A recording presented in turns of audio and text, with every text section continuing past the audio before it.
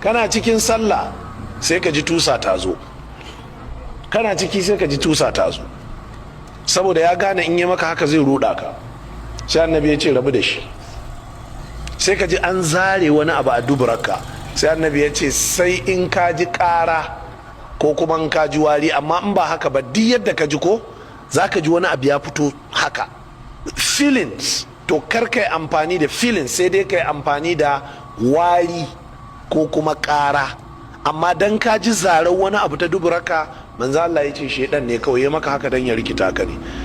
Ɗalibi ne a jami'ar islamiyya, aka ba da labarin lokacin bin Baz yana shine shugaban jami'ar islamiyya, sai ɗalibin ya samu kanshi a cikin irin wannan rikicin. Kullun ya zo ya yi alwala, sai an kabbarta sallah, ana cikin sallah sai zuciyar shi tana ce mishi amma fa bai shafa wa kanshi ruwa ba. Sai ya koma sai ya je sai ya sake alwala, kafin ya dawo an gama sallah.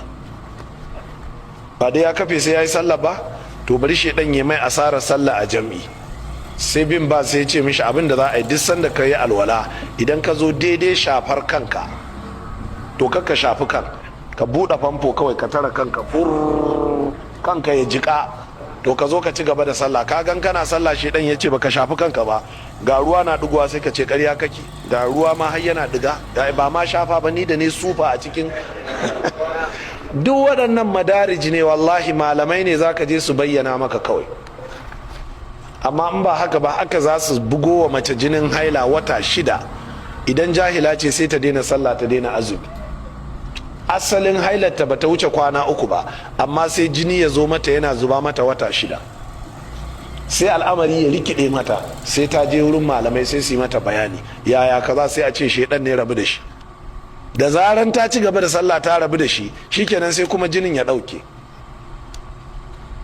Ga sunan zaka ga mace ta yi kabbara za ta yi sallah sai ta faɗi ta suma, amma da za ta kunna music a handset ɗinta ko sai ka ji ta darau ta wuni tsakanin kicin da ɗakinta tana girki. Amma da zaran ta alwala za ta yi sallah sai ta suma, sai a ce wai tana da ashiki. Shedani ne kawai, ku je ku ta karanta mata alkur'ani, da ya fita ya bata wuri shikenan. Don haka duniyar shedanu makaranta ce mai zaman kanta, wadda ƙur'ani da hadisai suka tsaya suka bayyana. Idan har kuna so ku fahimci addinin musulunci fahimta ta gaskiya, to sai kun tsaya kun yi nazari a kanta.